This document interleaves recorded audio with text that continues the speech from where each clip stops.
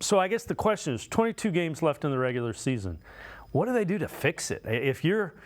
How do you go about making sure that you give yourself the chance to get out of the first round of the playoffs? Yeah, I think, Dave, some of this is time, right? More reps together with Donovan and Darius, more reps together with Jarrett and Evan Mobley, finding out what works, what doesn't work.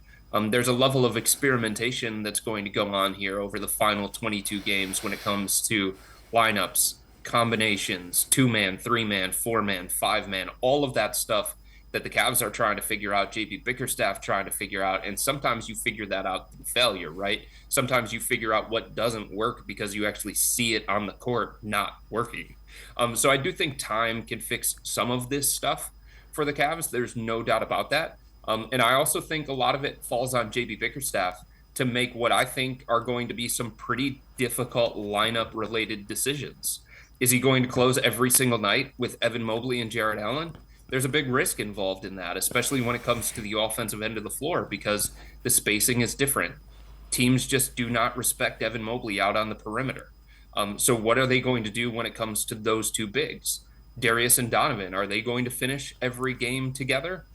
Can they get something more out of the power forward spot than what they've gotten recently from Dean Wade and George Niang?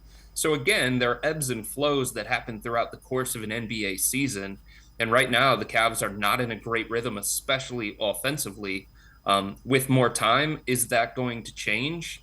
You would think so, because this group, it hasn't been together as much as some of these other ones in the Eastern Conference. Like the Cavs haven't been at full strength nearly as much as a team like, Boston or the Denver Nuggets or some of these other teams around the NBA. So I think it's time. I think it's more understanding.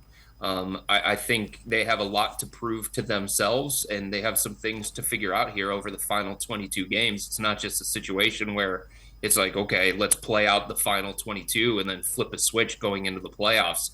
Like, they're not that team. They're not the Miami Heat. They can't have that kind of mentality.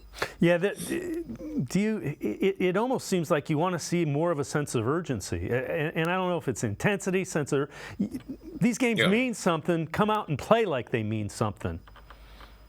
Yeah, there are nights where the Cavs bring it, right? They have the effort, they have the intensity, they have the physicality, they have the attention to detail, they have the focus.